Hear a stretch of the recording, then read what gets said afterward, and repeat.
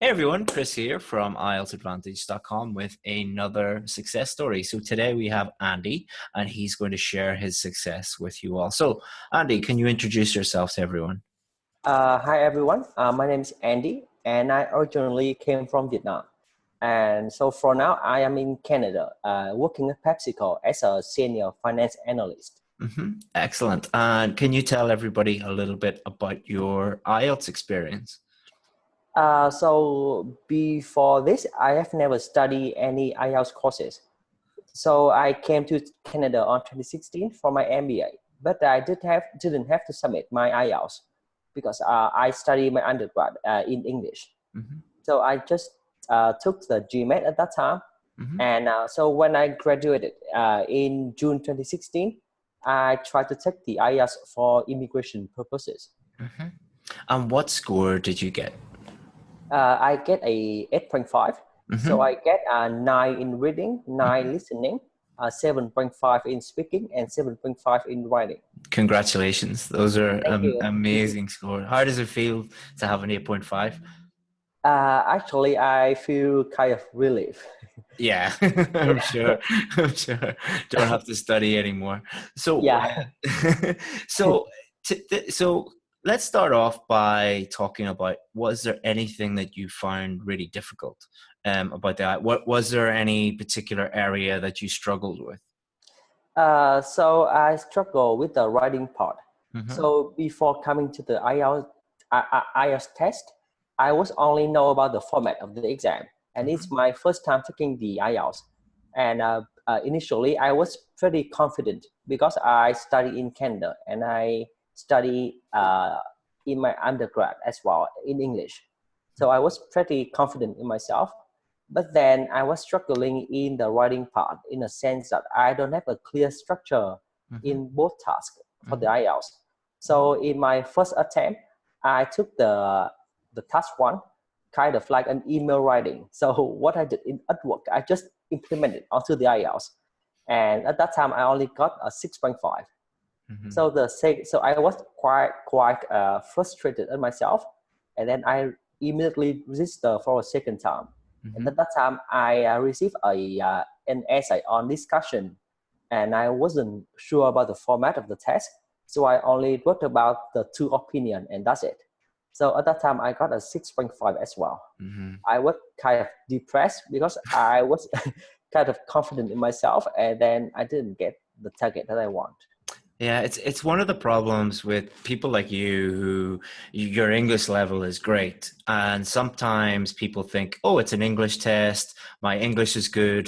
So Yeah. there'll be no problems. And then Yeah, they do the test and they're like, oh, okay, why did I get this such a low score? And yeah, obviously it is an English test.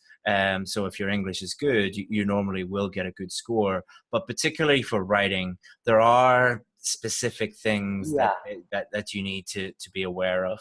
So if someone was in your situation, let's say someone sitting in Hanoi or Saigon, and mhm. they're struggling, they're getting 6.5, how would you help them? What advice would you give them? I think the key strategy into getting the IELTS score that you want is to have a proper preparation. So I think the key I think without preparation, then you will not have enough time while you are sitting at the test. So in my first two attempts, I didn't plan anything, so I just like write immediately after I read the essay question, and that didn't help me to save enough time at the end to cross check everything. Mhm. So I think preparation is very important. So at that time, after my two tests, I try to go to your website and I look at the guidance on the writing part. And to be honest, I was quite impressed on how logical it is. So Mhm. I try to strictly stick to your structure. So I try to write out every structure that you had on your website, and then try to like reflect on myself on how I did in the previous Mhm. test. And I immediately realized that I missed something to get the score that I want. Mhm. And at that time, I also registered for your five test correction, and it was very, very helpful. Mhm. And what were So some of the things when I corrected your essays? Uh, what were some of the things that you realized that you weren't doing so well? So I didn't do well on the introduction. Mm-hmm. So before I didn't include the two main points in my introduction, Mm-hmm. and I think that's where I lose the points. Mm-hmm. How did including those main points in your introduction, did that help you with the rest of your essay? It helped you with your writing? Yeah, actually, like including the two main points in the introduction helps me to plan my essay properly. Mm-hmm. So when I write the intro, I know immediately what points I have to follow next. Mm-hmm. And I know, so I remember the structure on your website. So you have like 12 sentences for Mm-hmm. all kinds of different essay. So Mm-hmm. okay, so this is sentence one, sentence two, sentence three, Are and I you just, are you a logical thinker? Do you like to think yeah, logically? Yeah, so yeah, same as me. I think a lot of people who think similarly to the way I do when they see my stuff. Not everyone likes it, but if you're a logical thinker, people seem to really like it because it is kind of step by step and it follows yeah, a lot. I try to be as logical as possible, as much as I and I really can. like it. Yeah, yeah. A lot of people who think that way and Yeah. do like the material. Was there anything else? How about grammar and vocabulary? Was there anything that I pointed out there that you needed to do a little bit better? So you pointed out that I need a better topic sentence. Mm-hmm. So at my two tests, I kind of like I tend to jump immediately onto the details, and Mm-hmm. I don't have a proper introduction in each paragraph. Mm-hmm. So you corrected me by showing that you should like include a topic sentence to make it easier for the reader to Ex- follow my idea, exactly. and it is Exactly. really helpful Mm-hmm. in that sense. Yeah, because I think all it is just about helping the reader. Because think about the purpose of writing. Why do you write something? Again, this is me thinking Yeah, logically. Okay, why do we write something? We write something to help the reader understand what we think about something, basically to yeah, communicate with the reader properly. So things like outline sentences in your introduction, topic sentences, explanations, examples, conclusions, all of these things are just tools to help the reader. Because if yeah, you don't have those things and it's just lots and lots of detail, then it's yeah, it's very very. And if you look at if you look at news sites or you look at any sort of good writing, yeah, and you when you notice these things and you learn about these things, you'll notice them everywhere. yeah. The good writers, what they do is they just help the reader as much as possible. Especially with not maybe not with creative writing and poetry and things like that, but for the purposes of an academic essay, just help the reader understand what you're thinking, try and get your point across as clearly as possible.